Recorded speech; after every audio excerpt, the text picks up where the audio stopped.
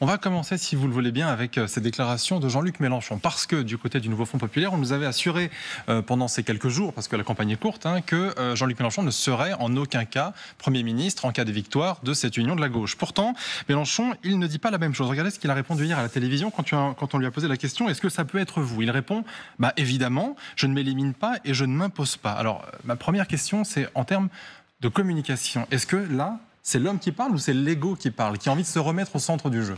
L'ego et Jean-Luc Mélenchon, ça va un petit peu ensemble. Donc voilà, ma réponse est un peu sur ça. Non, ce que je trouve terrible, c'est que ce Jean-Luc Mélenchon, il a du mal à lâcher, toujours.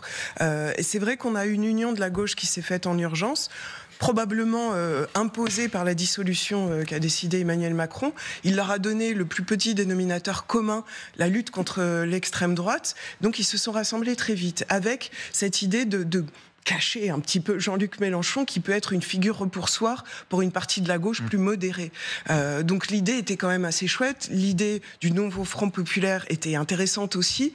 Et on a vu tous ces efforts pour essayer de le mettre un peu de côté, de dire pour l'instant, on ne décide pas, d'avoir d'autres noms, Laurent Berger, Raphaël Glucksmann, d'autres noms qui pourraient être cités. Et là, tout d'un coup, on a un Jean-Luc Mélenchon qui n'arrive pas à lâcher, qui se réimpose et qui risque de casser cette dynamique, cet élan qu'il y avait, parce que évidemment, réapparaît la NUPES 2, c'est plus le nouveau Front Populaire, c'est comme si on disait la NUPES 2 dirigée par l'extrême gauche, et ça, il y a des personnes à la gauche qui n'en veulent pas. Je ne sais pas s'ils arriveront à reprendre la main, parce que là, il reste une semaine, le moment est quand même assez crucial, on voit quand même le RN qui caracole en tête. Est-ce que la gauche va réussir à remodérer cet élan qu'ils avaient provoqué avec le nouveau Front Populaire? Jean-Luc Mélenchon, il avait créé la NUPES, il a cassé la NUPES. Enfin, il y a une espèce de volonté autodestructrice. Il peut pas s'en empêcher, quoi. Et je trouve que c'est terrible par rapport à tout ce qui a été construit. Moi, je pense qu'il y a une vraie stratégie. Ça correspond. Il ressurgit pas. C'est-à-dire qu'il y a une vraie stratégie. Il a été depuis le début, parce qu'il avait une stratégie qui n'était évidemment pas comme tous les autres sur le calendrier, sur ce calendrier-là. Il est sur ce calendrier législatif. Il était dans la perspective de 2027. La dissolution bouleverse ce calendrier et il est pris de court par un François Ruffin qui, dès le dimanche soir, annonce la création d'un Front Populaire. Ce qui fait qu'il est démonétisé dans cette stratégie-là, mais depuis le début, avec ses affidés, à commencer par Manuel Bompard et Mathilde Panot, il est dans une stratégie de liquidation, en tous les cas de lamination des adversaires gênants, de ce Front Populaire. Et d'ailleurs, ça n'a pas tardé. Dès le début, ça a attendu 5 jours pour qu'il fasse l'annonce de l'éviction des amis et depuis ce calendrier-là, Garrido, Corbière, etc. Et depuis, on voit bien les petits messages, les cartes postales qui sont envoyées de façon régulière, une fois dans le Figaro, hier soir dans un autre, avec cette idée que le Front Populaire va perdre, c'est sa stratégie, faire que le Front Populaire perde, qui resserre son équipe des Insoumis qui garde la main, dans une perspective, je ne dis pas que ça a marché, mais c'est cette perspective qu'il a en tête, d'être dans la perspective de 2027, ou plutôt, si d'aventure... Si Emmanuel Macron n'arrive pas à comprendre que plus il parle, plus il fait monter le RN et qu'il a une impopularité assez élevée, Jean-Luc Mélenchon, il est dans la même perspective. Il ne ressent pas qu'il est une figure repoussoire pour une grande partie de l'électorat. Il ne peut pas y croire. Peut-être que c'est ça, mais en tous les cas, c'est sa stratégie. Voilà. Bon, Jadzab, est-ce que vous êtes sur la même ligne? Est-ce que c'est une stratégie ou est-ce que c'est juste, encore une fois, de l'inconséquence? Parce que là, il ne devrait pas faire ce qu'il est précisément en train de faire. Je suis pas certain. Je pense que c'est de l'égocentrisme. Vous aimez Lara Fabian? Elle a eu une chanson où elle disait « J'y crois encore, la rage au ventre, on est vivant, tant qu'on est fort, j'y crois encore ». C'est ce que m'a rappelé ces déclarations de Jean-Luc Mélenchon. Blague à part, c'est une personnalité qui a été une personnalité marquante de la Ve République, quand il était sénateur, quand il était ministre. Aujourd'hui, moi je crois que c'est une dérive égocentrique, égocentrée, ethnocentrée. Jean-Luc Mélenchon, il est aujourd'hui l'une des raisons pour laquelle probablement la gauche perdra ces élections, pour la simple et bonne raison qu'il a brutalisé le débat public, il a eu une vision du débat parlementaire absolument indigne, il a surfé sur l'antisémitisme comme jamais avec une stratégie électoraliste, notamment depuis le 7 octobre dernier. Il a brutalisé le débat public et vous mentionnez ces quelques camarades qui ont été exclus.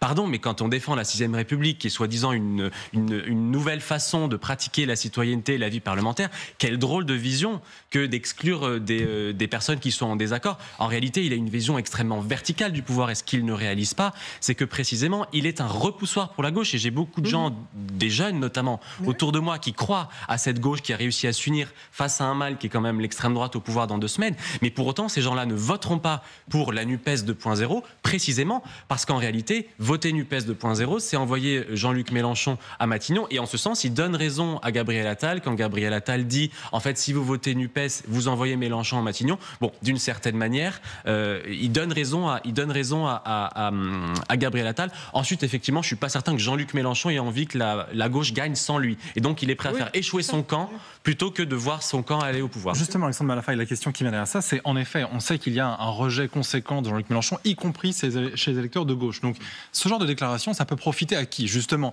à ceux qui se disent, on ne voulait pas à la base du macronisme, donc en fait, la seule option qui nous reste, c'est le RN, ou à l'inverse, ceux qui se disent, bon, bah, de toute façon, on ne voulait pas du RN à la base, donc on va être forcé contraint de revoter pour Emmanuel Macron. Non, mais de toute façon, Jean-Luc Mélenchon ne renoncera pas. Alors évidemment, il y a un effet attractif pour les uns, repoussoir pour les autres, ça c'est totalement évident. Il ne renoncera pas. Je pense qu'il y a 2 personnes politiques aujourd'hui de premier plan qui intéresseront de très près les psychiatres, c'est Mélenchon et puis certainement le président de la République pour d'autres raisons, qui sont des personnalités qui ont vraiment auraient besoin de travailler sur elles pour un peu s'assagir et peut-être mieux canaliser leur impulsion. Jean-Luc Mélenchon, il ne renoncera pas. Il a un projet, quand on l'écoute, quand on voit ce qu'il veut faire sur le fond de l'engagement politique, sur le plan de ses idées, il est en rupture totale avec le système. Il dénonce le système. Il estime que le système ne peut plus marcher en l'état. Donc il faut le casser, il faut provoquer le chaos pour reconstruire. Il ne changera pas. Enfin, il mise sur le chaos. Voilà, il ne mise que là-dessus. Donc c'est pour ça qu'il est dans cette espèce de ligne qui consiste à agiter le bruit, la fureur, à nommer, à désigner n'importe qui, à cliver. Il s'en fiche. Son but, effectivement, c'est de dire, de toute façon, moi j'y arriverai. Il ne renonce pas. Donc le côté psychiatrique est fort parce que, même quand vous voyez que vous êtes tout seul, vous continuez. Voilà. Et en même temps, effectivement, il a cette espèce d'idéal en lui auquel il croit peut-être. Alors, est-ce qu'il y croit vraiment, ou est-ce qu'en tout cas c'est parce que c'est son ego qui l'a emmené sur un projet complètement fantastique? J'en sais rien. Mais pour moi, il a commis une faute morale majeure. Et ils sont quelques-uns dans ce pays à avoir commis une faute morale majeure. La faute morale, c'est quand vous êtes un chef politique, votre devoir premier quand même, c'est de faire attention aux Français en général et de ne pas attiser les haines et pas les radicalités. Et il fait partie de ces gens qui, depuis des mois, mettent de l'huile sur le feu et nous amènent à un niveau de radicalité entre les Français. Et là-dessus, pour moi, il est disqualifié devant l'histoire. Donc je pense que de toute façon, il ne rentrera pas à Matignon, il n'ira pas à l'Élysée. Mais le problème, c'est qu'il y croit et qu'il entraîne derrière lui des gens qui sont certes pas très nombreux, mais qui sont extrêmement toxiques pour la République. Ce qui est intéressant, c'est de voir... Juste entre parenthèses, quelqu'un qui monte les uns contre les autres sans le dire, c'est aussi côté RN, puisqu'on a quand même une lutte vis-à-vis des étrangers. Quand on regarde le programme, c'est quand même très ciblé contre l'immigration. Juste ça, c'est une petite parenthèse. Mais ils le font sans le dire vraiment. Non, ce qu'on peut observer quand même, c'est que le projet, s'il y en a un, d'Emmanuel Macron dans cette dissolution, il avance quand même à petits pas. Il a avancé fortement à droite, parce que même si les Républicains n'ont pas acté cette alliance officiellement, en tout cas avec le RN, même si une majorité n'a pas acté ça, on a entendu que cette alliance avait été faite et que le RN en bénéficiait. Donc les Républicains explosent encore plus, et je pense que c'est ce qu'Emmanuel Macron voulait. On a à gauche exactement la même chose, et je pense que c'était le projet aussi. Cette gauche qui s'unissait est en train de s'effriter. Alors je ne sais pas si ça va exploser avec ces déclarations. Plus vite que prévu d'ailleurs, parce que voilà. Et on a cette espèce de. Alors non, moi je crois pas. Pour qui les gens. Non, en fait, la discussion, c'est de savoir quel est le parti qui peut faire rempart à l'extrême droite si on est dans cette perspective pour la majorité, pour les Français qui souhaiteraient voter contre l'extrême droite. Qui est le parti qui peut recueillir ces voix-là? Et pour l'instant, c'est pas la gauche. Parce qu'aujourd'hui, il y en a un qui a dégoûté et il y en a un autre qui justement révulse. Donc effectivement, c'est compliqué. Non, mais Mélenchon, il y a une tentative, on est d'accord là-dessus, de déstabilisation de ce Front populaire, mais est-ce que ça aura un impact à court terme? C'est trop tôt. Juste après, d'ailleurs, je ne sais pas si vous avez lu ce matin l'interview de Clémentine Autain dans la Tribune, qui passe au Karcher. C'est-à-dire qu'elle dit, elle passe au Karcher Mélenchon en disant que grosso modo qu'il est responsable de tout, enfin à peu près ce qu'on dit les uns et les autres, et elle dit que c'est pas le moment de régler des comptes maintenant, mais en revanche, parce qu'il faut aller aux législatives, c'est dans une semaine, mais après, on va voir ce qu'on va voir. Ça annonce en interne des vraies querelles. Et ça, je pense que... Attends, juste pour terminer là-dessus, je pense que les déclarations de Mélenchon auront un impact assez limité sur les élections, parce que d'une part, il y a une volonté d'union, ils sont à un étiage, et puis au sein, les électeurs, ce sont eux, en fait, quand François Ruffin et les autres font appel au ce Front populaire, c'est parce qu'il y a, chez une majorité d'électeurs de gauche, le peuple de gauche, si tant est que c'est un sens, il y a une volonté de cette union-là, qui ne veut pas dire qu'ils sont grosso modo à l'étiage qui est celui de la gauche à 25 quand on fait le cumul des élections européennes et des précédentes élections. En revanche, après, les comptes vont se régler à coup sûr. Ce qui voudrait dire aussi que les blocs sont aujourd'hui trop clairs pour qu'il y ait une certaine forme de porosité, peut-être, Alexandre Malafaille ? De porosité. C'est-à-dire que là, en fait, globalement, si on a envie de se sortir d'un groupe, on peut difficilement aller vers l'un ou l'autre des deux autres formations. Enfin, là, c'est quand même des blocs qui sont à la fois très opposés sur certaines mesures et qui ne vont pas du tout dans le même sens, qui ne peuvent pas se rejoindre. Alors, il y a des oppositions qui sont effectivement tout à fait frontales. Je pense que le bloc RN, aujourd'hui, est beaucoup plus cohérent et solide. Alors après, effectivement, est-ce qu'il est de nature à pouvoir faire basculer les Républicains qui sont dans l'entre-deux ou qui sont plutôt, on va dire, légitimistes ou qui sont tentés de voter pour Emmanuel Macron? Je ne suis pas certain. À gauche, je pense qu'en revanche, les choses, pour l'instant, vont se maintenir dans un niveau de cohésion jusqu'au premier tour. Ça, c'est clair. Par contre, à partir du moment où les résultats du premier tour vont tomber, alors on verra les performances, les scores des uns et des autres, mais ce qui va être très intéressant à observer, c'est le cas par cas dans chacune des 577 circonscriptions, là où il y aura des duels avec des candidats LFI ou des triangulaires avec des candidats LFI, et surtout s'ils sont un peu urticants, et puis de l'autre côté, les candidats RN qui pourront aussi présenter des profils qui vont intriguer. Et là, à mon avis, on peut assister beaucoup plus à gauche qu'à droite, à des cas de conscience extrêmement cornéliens, parce que le jour où on va avoir imaginons un duel, imaginons M. Poutou qui soit en ballottage favorable ou défavorable avec un candidat du RN, et qu'on pose la question à François Hollande, ce qu'il fait. Ça va être intéressant de savoir pourquoi, à ce moment-là, ils n'auraient peut-être pas dû choisir plutôt une autre alliance que celle qu'ils ont faite. Si vous voulez, moi je ne suis pas tout à fait d'accord avec cette analyse. Je crois que les électeurs qui ont choisi Raphaël Glucksmann, les sociodémocrates comme on les appelle, ou les socialistes historiques qui ont choisi Raphaël Glucksmann à la dernière européenne, ont le sentiment d'avoir été trahis, d'avoir été avalés dans ce mariage. D'ailleurs, Raphaël Glucksmann a lui-même dit c'est une alliance électorale, c'est un mariage sur le fond. En réalité, c'est un mariage blanc. Ils sont d'accord sur rien. Il y a 1350 nuances de gauche qui va de Philippe Poutou à François Hollande. Donc sur le fond, on comprend pas bien. On comprend l'objectif.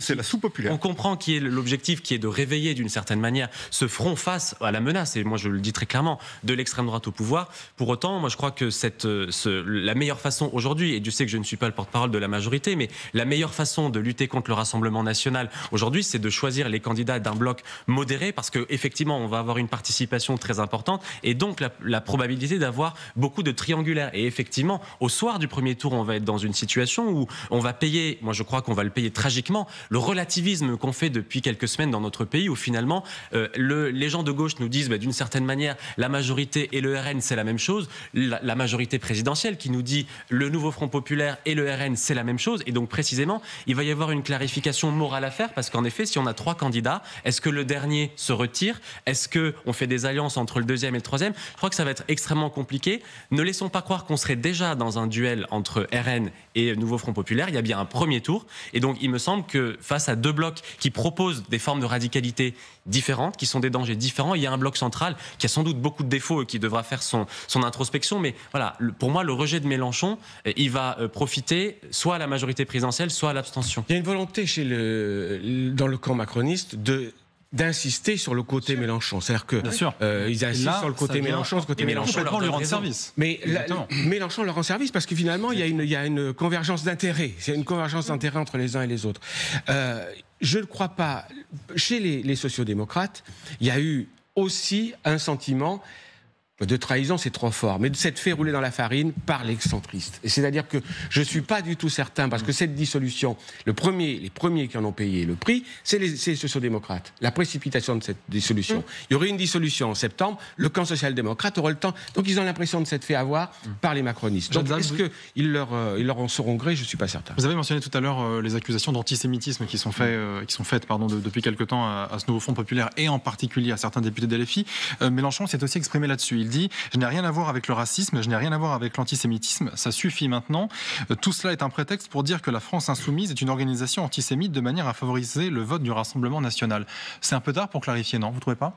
C'est un peu tard, et puis, moi, ça me fait quand même mal de voir qu'il est obligé de se défendre de ça par rapport à un parti, le Rassemblement national, quand même, quoi. Il faut Alors, c'est vrai que pour pas mal de jeunes, ça veut rien dire de faire appel au Front national à Jean-Marie Le Pen, mais il faut quand même s'imaginer que c'était des gens proches du nazisme qui ont fondé ce parti. Donc, il faut quand même, même si l'histoire ne sert plus à rien pour expliquer ça, mais c'est quand même terrible d'en arriver là. Ça, c'est le dernier débat. Est-ce que le parti est toujours lié à ces racines-là? Je pense s'en défend en tout cas. Je pense qu'en tout cas, il y a des entourages, oui, qui sont très embêtants et ils arrivent beaucoup plus facilement que le nouveau Front Populaire à les cacher et à les disséminer ça et là pour pas qu'ils soient devant de la scène.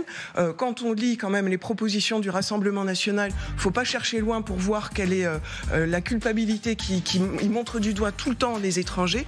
Donc il faut pas chercher loin pour voir l'extrême droite. Et c'est même le Conseil constitutionnel, enfin, qui a dit que c'était bien un parti d'extrême droite. Tout à fait. Vous avez 10 secondes, Alexandre Lafayette. Non, mais je trouve que ce procès-là, à mon avis, il faudra le refaire, mais pas comme ça. Mais c'est la et deuxièmement, il réalité, ne faut pas oublier que tout ce qui est né pendant la Seconde Guerre mondiale, en termes de dynamique politique, était quand même très marqué par la collaboration. Rappelons juste un fait, en 1940, tous les magistrats de France sont devenus effectivement légitimistes au régime de Vichy. Il y en a un seul. Sauf un, voilà. Donc à un moment donné, ces procès-là et cette connexion en permanence entre le passé et le présent, non, c'est une faute. À mon avis, c'est une faute historique.